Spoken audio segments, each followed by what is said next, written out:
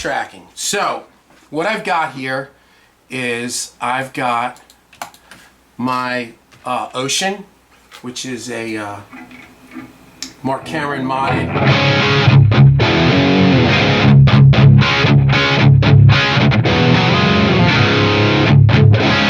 Okay, that's a Mark Cameron JCM 800. I'll mute that. And I will then open this up, and then I've got a Kemper.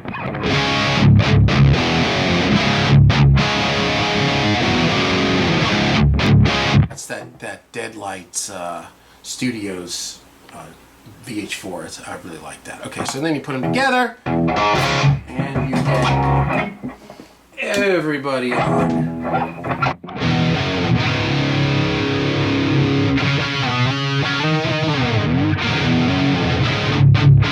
Alright, so we're going to go over some basic stuff for tracking guitars. Now, again, a lot of you guys that are on here, I'm on Facebook at the same time, but a lot of you guys are advanced.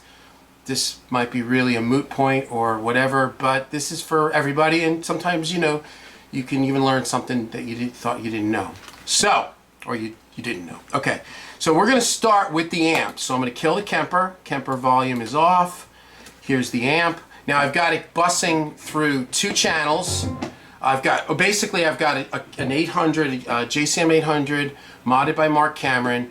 It's going into a Mesa Boogie 412 with 4 25-watt greenbacks at 8 ohms. And then in front of that, I've got 2 mics. I've got a Biodynamic 201, and I've got a Sennheiser 421. Pretty basic stuff.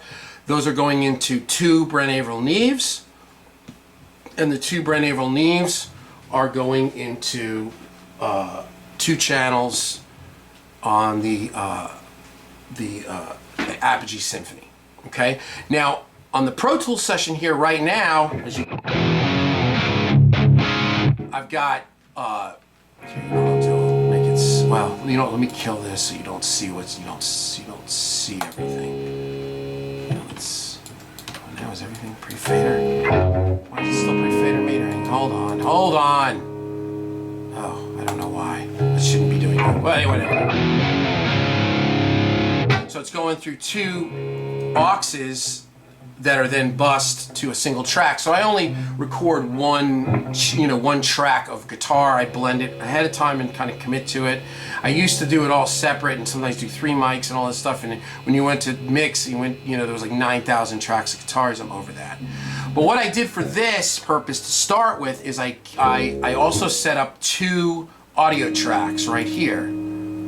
One with the this is the 201 right here, and this is the 421. Okay, so you can see that other one's the Kemper, which I don't know why it's right there. So there's the 2 tracks. So the first thing we would want to do is check phase between them. So what I do is I take my 2 mics, I put them kind of where I think I might like them. Usually, you've got the center dust cap, and then you've got, the whole cone. The closer you get to the center dust cap, the brighter it gets, the more attack. In the center, it gets really bright. It can almost be harsh. The further out it gets kind of warmer and softer, and sometimes can be woofy. I usually like, if this is the center dust cap, I like it just off the dust cap, just a hair off the dust cap. But again, I'll put the 2 mics up. I'll just record a little bit of them. I'll just listen to them separately. Get it where if I like it, but I want the 421 to be a little brighter, I move it in. If I like it, but I want the 421 darker, or vice versa with the 201, you just move them and kind of find your spot. And then I just eye them up for phase. Then I come in and I do this. I put those 2 tracks in record mode. I'll enlarge them so you can see them. And I record. And what I do is I just do a tick. Usually I mute around a 10th fret on the high E string like this. Just a single, you just want to get a nice clean tick. If you're doing bass amps, I suggest using a guitar to do this, just because the guitar has a better edge than a bass. So we look at it, and we can enlarge it, and I'm at an 88.2, so it's really going to be accurate. And what you want to do is line up the peak transient, the first transient, so you can see this is already lined up, because in there I do it like every time or two when I track. I just double check it, because sometimes my kids go in there and they bump stuff. Anyway, that's perfect. So let's just say, for argument's sake, that this 421 track was back here, right? So now it's a little bit off. You can see here's the main track, you know, there's the 201 track, and then the 421 is here, so it's off by, you know, whatever, a few samples. Whichever, you know, kind of depending on what you want, if whichever track's like behind, you would then move it forward, but if you're right up against the grill, then you'd have to move the other one back. You kind of can judge it. And keep in mind, these, when it's off by like a matter of a few samples, because remember, I'm enlarged really big here. If it's off by a few samples, it can be just like I'll touch the base of the stand and just nudge it. I mean, it's like 2, 3, the thickness of like a couple of hairs, or not, maybe more, a little bit more, but you're not going to be just moving stuff. Get it in there. So now we've got it in line. We've already got some questions. What's going on here? Damn, man, I love the camera and amp. Yeah, this is going to be fun, guys. All right, so we're lined up. Our phase is aligned. Also, our phase isn't flipped, polarity or whatever, which means if one amp's going up, if one microphone's going up and the other one, the peak transient, goes down, then you would have to flip the phase. You would either flip it, usually you'd flip it on the mic pre, and if you didn't have an opportunity to be able to flip it, let's say you have some, you know, like the Audient pre that I have, there's 8, like the last 6, I don't think they have phase flips. So if you couldn't flip it, then I guess in theory you wouldn't necessarily want to do this type of recording where you're going to be bussing them ahead of time. You'd want to have 2 of them so that when you went to mix, you could put a trim plug-in on one of them and flip the phase, okay? So anyway, that's it. So as you can see, I've enlarged this too. So if I go here, you'll see it's not that big of a thing, but when I go to test it, I enlarge it pretty big because I really want to see it. I mean, this is really obvious, but sometimes you'll see it's not always as obvious, and there you go. And now it's pretty much, it's actually perfect. And that's literally, that is what's known as sample accurate. That is perfect phase and perfect polarity within the 2 microphones that are on the Marshall, okay? So now, we'll get rid of these 2 tracks so we don't get misconstrued with what's going on here. We'll take and let's open up all these dudes to larges. So now you come here and you see you've got 201 and 421. These are the 2 microphones in there, but now they're coming in on an aux track, inputting 13 and 14 out, and they're both outputting bus 1. So they're both going to be outputting to this G1 track, okay? So again, 201 here, 421 here, and then you can blend them ahead of time if you want more 421, more of this, whatever. It doesn't make a difference. Get the blend that you like. Now you come.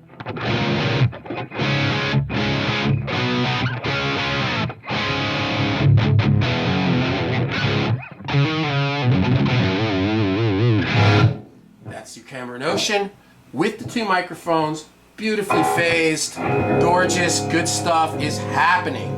Now we're gonna get rid of, let's get rid of time adjuster for right now. Now we come to the Kemper track, right? Now we're gonna, now if we get rid of the Ocean, no more Marshall, this is just Kemper here.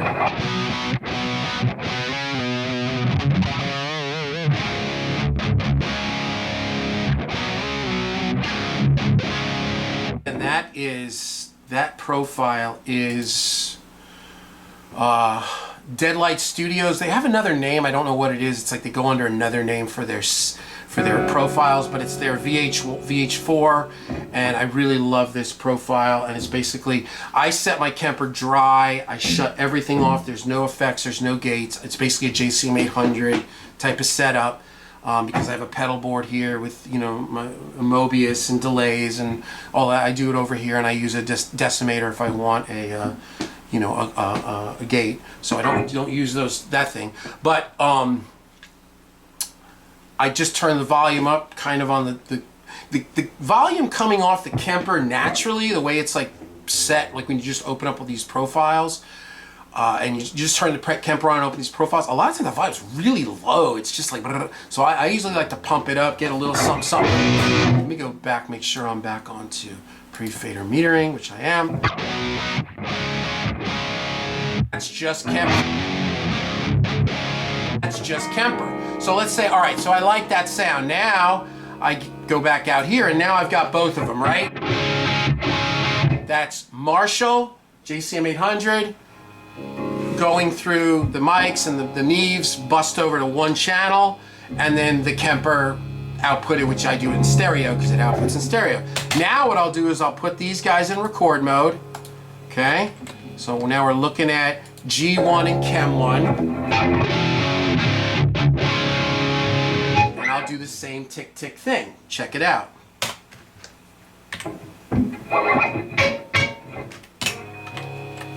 And again, it's enlarged. So a lot of times people look at it, they're like, God, why are you recording so hot? I'm not recording that hot.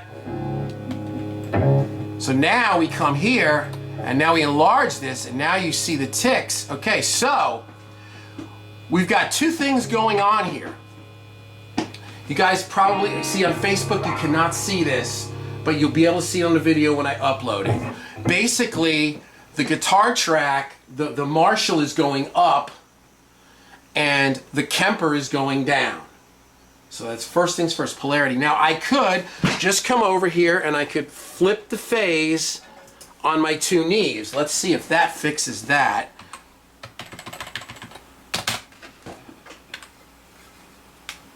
Let's see if that fixes that. Yep, and there it goes. So that fixed that. But the other option to do with that is, let's say you screw it up or you don't phase it, or it comes in for a mix and it's just like that, or you don't have a preamp that you can flip the phase, you can then just put like a trim plug-in or whatever on one of them and just flip the phase, okay? Now, this is the next step. So now they're both going down, so it's cool. We're gonna get a little less here so we can see the top of that Kemper because it's stereos. There you go. So now, check it out. Here's the peak transient of the Marshall, in the blue, and then here's the peak transient of the Kemper. Oh, bad move. And I'll just line it up. Yeah, right there. There you go. And if you come up to Pro Tools and where it says main, if you set it to sample, it tells you how many samples they're off. And this is 109 samples off. So, what I want to do is I'm going to move the guitar track back. Well, I can move I'll do time adjuster. It's better than doing it manually, and from my experience, this is not audible to the ear, so I'm not really worried about like any groove things at 100 samples. It's 100 samples is like, you know, it's like a cell. It's split second. So what I'll do is I will come here, and on my guitar channel here, I will go into native, I'll go into delay, and I will, or you know, you can even do DSP, and I think you could probably hear it while you're tracking, because in HD, native plugins don't, they don't instantiate, or they're in bypass when you're in record mode. But it doesn't matter, because I'm going to play, and then we're going to just listen back. And now I'm going to go to delay, and then I'm going to go to time adjuster, okay? I think it's a stock Digi plugin. And I'm basically, yeah, see, it's in bypass mode. Let me do it on DSP. DSP, what am I looking for? Delay, time adjuster. Bear with me, guys, I'm so freaking blind. And what did I say, 109? 109 samples, let me check it. Yeah, I think it says 109. And then a lot of times what I'll do is in the comments, I'll just put, you know, 109 back. And then I kind of know, it doesn't make a difference. But there you go. So now in theory, this guitar track, this, let me ungroup these so we can see this. Oh, not you. The Marshall track will now be 109 samples back, which will then in theory make it perfectly line up with that Kemper track. So if I take and I go...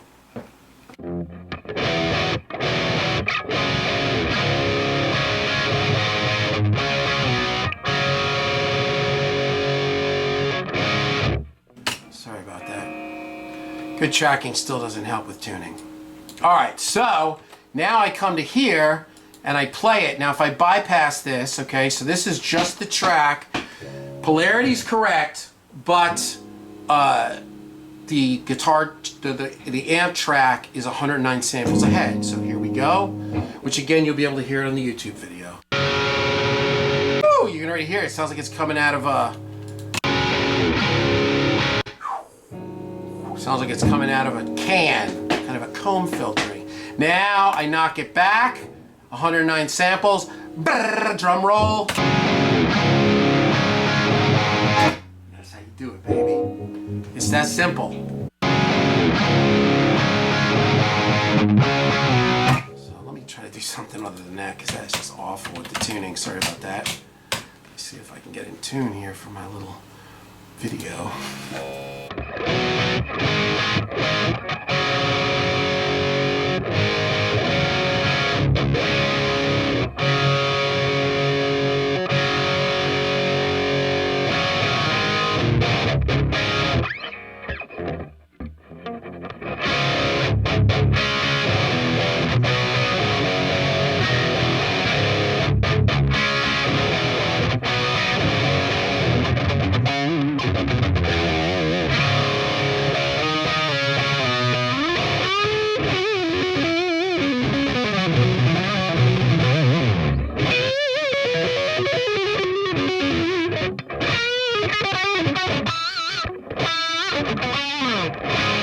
Starting to play again. I had to take like 8 months off. I broke my hand, so we're just getting back into it. So anyway, here you go.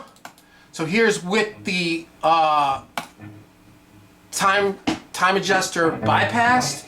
So this is with the guitar 109 samples off, the guitar amp. Sounds like a flanger, and now with it in.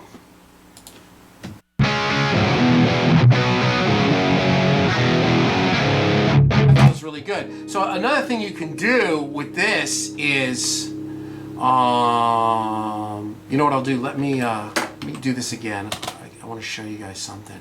Right now I've got the Marshall center panned and I've got the Kemper left and right. You can even just hear it right there. So it's like, we'll just do it a little second here so you got it.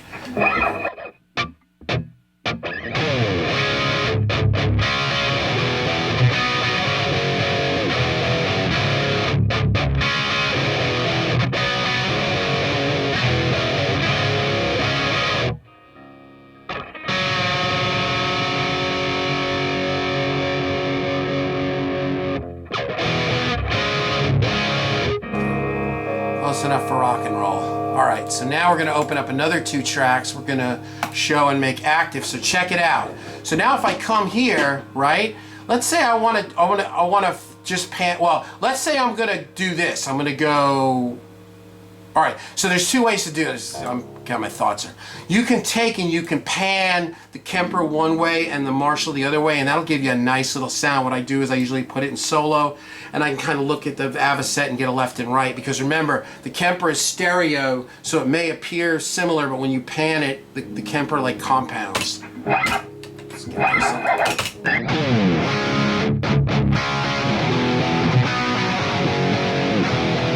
I've gotten where I can kind of eye all this stuff. So that's Marshall on this side and Kemper on this side, and together. That's with the time adjuster on, so that's sample accurate and phased and polarity, everything. Now what I can do on this is I can now take this whole track, pan this whole thing left, which would be both of them, and then I can come here and grab a second track and put that in record mode and pan that one, let's say, all the way right. And you can even hear that little filtering now. It's, oh, get that time adjuster over there. So it'll be the same basic concept. And obviously you can adjust it each time. Let's see if I can just line this up by...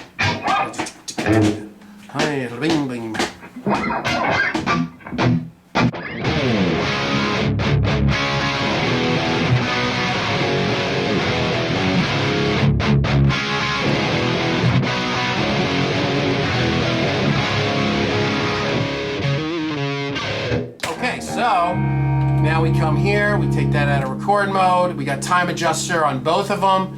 Both of them are back 109 samples, and now we got stuff.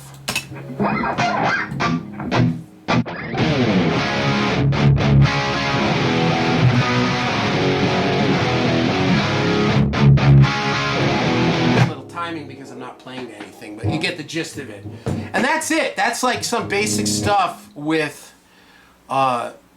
guitars as far as some of the things that I do.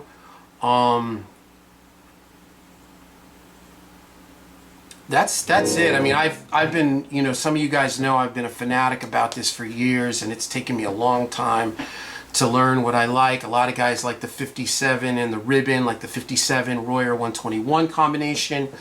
A lot of rock guys like the 57 and the 421. That's what I did for you. I tried the ribbons a lot. The ribbons never really jived for me for whatever reason. So I've always been more of a 57 and 421 guy. But my buddy Colt Caparone, who's a mixer, engineer, guitar player dude out here in Nashville, he brought over like a 201 for something. It's a biodynamic. I think it's also popular as a snare mic. It kind of looks like a little condenser. I don't know. It's a little pencil condenser thing. I don't know what it is, but he brought it over. We fired it up against like the 421 and the 57. I was like, damn, I really liked it. And I bought one.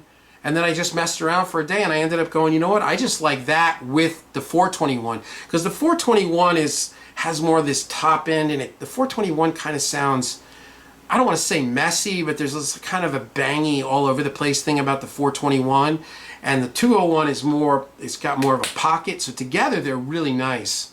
And again, you can blend them if you're going through auxes first. You can also obviously flip your phase and polarity before, but that's basically it, you know, and that's like a little basic way to do it. Blending like software based or profiler or whatever based amps, like 11 rack, the bias grid or whatever it's called, Axe Effects and Kemper with amps is a little bit of an art, and it's not very hard. I really got exposed to it mixing like that. I about 4 years ago, I got a string of records that were just all, I couldn't figure out what the hell was going on. They were all done with like Axe Effects and 11 rack. This was kind of before Kemper became popular. And I would just like put time adjusters on everything and then just start like trying to get phase, but things didn't really always equal out. That's what's weird about this too. You may look and it's like transients are going up together, they're lined up, polarity, everything looks fine. You hear it and it sounds weird. Just start messing around, because for me on a couple of these records, I did a single for a band called Forever, and it took forever for them to pay me. No, just kidding. They paid me on time. A band called Forever out of Australia, kind of breaking Benjamin Nickelback, and the guitars were so, like, I was having so many issues, and I literally, me and Johnny Wooten just sat there, and I just put time adjusters and trim knobs, trim buttons everywhere, and I just started flipping phase and moving things around, and finally I was like, oh, okay, that sounds good. It was like, I don't really know exactly how I did it, but that sounds cool. And, you know, we went with it. So, sometimes you got to do that, but usually this is the deal. Oh, so anyway, so I get these records to mix that have all this combination of amps with DI guitars and Sans amp with 11 rack, and it really honed my skill at like how to get around all these issues for people that tracked poorly, or not necessarily tracked poorly, but had issues when they were tracking. And it also made me start to back engineer it, going, okay, well, if I ever track like this, I'm going to do this, and I'm going to be very serious about it. And then actually the one of the ones at that era that was the end, which is a really important record for me, was the Bruce Bouillet record. I can't think of what it was called. Some record. It was his big full-length record that came out about 4 years ago. And he did his with like a combination of like amps and 11 rack and all this stuff. And it took me a while to really dial it in, but once it got done, it sounded so good. So I'm a believer in all this stuff. You know, I used to be a snob. It's like, it's just about that. Nothing but tube amps and just give me Bogners and Marshalls and, you know, and AC30s and, you know, and diesels and all that. And I'm still that guy, don't get me wrong. But I've grown to really dig this Kemper, and I like to combine it because the Kemper has a little bit more of an immediate kind of, I don't want to say in your face or a flatness to it, but it does. It's a little more jumpy, and with the amps, I really have grown to like it. And the Kemper, it's all about getting good profiles. The stock profiles, I mean, literally, the Kemper profiles are so bad that what originally turned me on to the Kemper profiles was a demo by Bert Moelendijk. Bert Moelendijk from Netherlands. He's a guitar player, great guitar player, makes great Kemper profiles. He has his like universal demo of like all his stuff, and it's just him playing a song. I listened to it over and over again. I was just like, I love this, man. I just want access to all this, because when I moved out here, my studio went from like 3,000 or 1,800 square feet to like 300, 400 square feet. So I can't have like 9,000 amps. Plus, it's Nashville. It's just not. It's not the deal here. So I wanted to get the Kemper. I heard his profiles. My buddy brought over a Kemper, and all it had was the stock. I can't think of what they call it, but it's like the 1,500 ones that come off the internet. There's a word for it. Rig. It's not rig. It's called. Hold on. What's it called? Rig exchange. Rig exchange. And man, those they just except for like one or two. Sin Mix had one. A couple of people had cool ones, but man, they just were terrible. I was like, good lord. And I was like, nah, I'm not getting it. My buddy brought over an Axe FX, and that wasn't my thing. It looked like a rolling keyboard to me, like all dialing this with. I like the Kemper better because I'm 53 years old. I'm an analog kid. I grew up on Marshall amps, and you know the Kemper just makes more sense to me. It's more simplistic the way it's laid out. That's why I just shut everything off. I have no effects, no gates, nothing. I just want amp because I got my pedal board. But anyway, that's that. And so I passed on the Kemper, and then I listened to Bert Moelendijk's track again, and I was like, man, it's got to sound good. And I've been reading on the Kemper forum, you know, they're like, hey, you got to get, you know, the better, you know, you got to get the good profile. So I said, you know what, I'll take a leap at it. I got it. I got all of Bert Moelendijk's. I got everything Michael Britt has, every single one of them. I got Top Jimmy and Tone Hawk, and Chop Tones is great. And a guy named Guido Birkenstock or some Italian guy. He's got Fender. I mean, just so. And I went through all these different ones. Sin Mix has some nice ones, and there's a few. Phrygian, there's a few of them. And I've built this catalog now that I really like. And actually, I just got Bert Moelendijk's Friedmans that we messed with a little bit, and they sound great. I'm going to do a whole thing just on Kemper profiles, and I'll go into that. This isn't the place, but those guys' profiles, and a lot with Nashville, I mean, a lot of what I use is really just, you know, the same. I used to use a few of them. There's a number of Michael Britt ones. His Matchless I really like, and one of his Divided by 13s and his 69 Marshall, and then there's a couple by Bert Moelendijk. And I really, also for Nashville, I use Guido's got this, they're called Vendra. It's like deluxe reverb, blah, blah, blah. They're really nice. And that's it. So yeah, that's it. And my studio's been redone, and it's beautiful, and it's simpler, and I like the way it sounds. I'm rocking KRK 10.3s. Really weird to have like K-Rock studio monitors. I've always been an Adams guy, but I got them because I was making this rock record, and I wanted something loud and more booty, and I started to like them. A lot of people like them. I don't know. I never associated KRK with like my trip being always on Adams and Focals and all that stuff. But I just went to check out a pair of Adam S3As, and I like the KRKs better, man. The Adams just didn't have enough booty for me.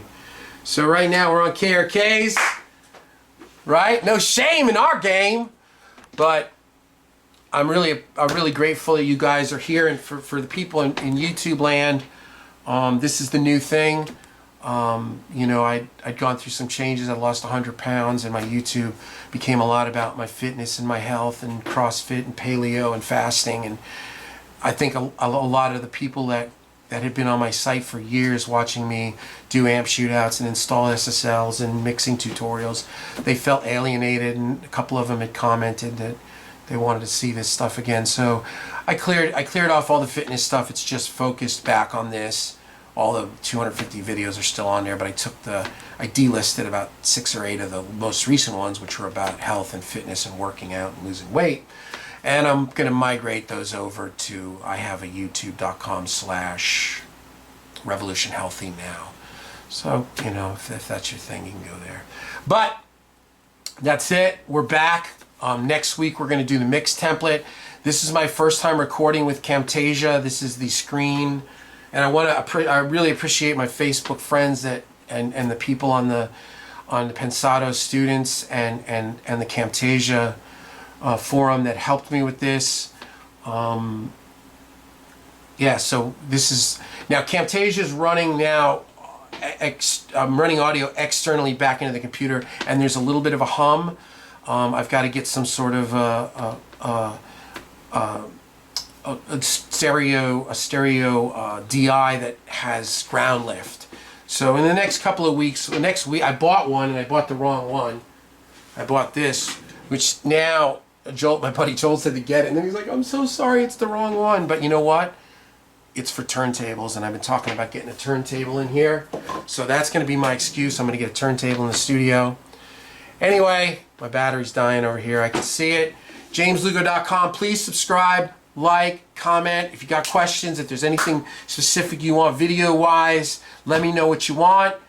And I don't want this to die. Later on, JamesLugoMusic.com.